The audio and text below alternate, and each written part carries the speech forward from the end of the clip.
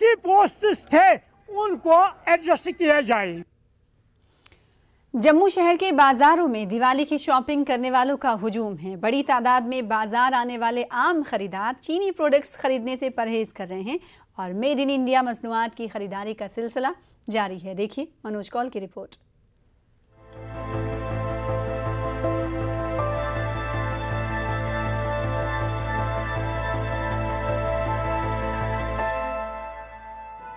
दिवाली के जश्न के लिए सिर्फ चंद दिन बाकी रह गए। ऐसे में जम्मू शहर के बाजारों में खरीदारों की गहमा गहमी देखी जा रही है।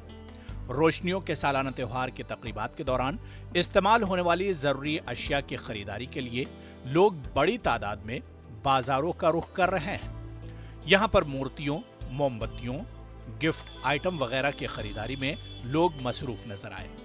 माजी के बरक्स आम लोग अब चीनी मसनूआत के बजाय हिंदुस्तानी प्रोडक्ट्स खरीदने को तरजीह दे रहे हैं।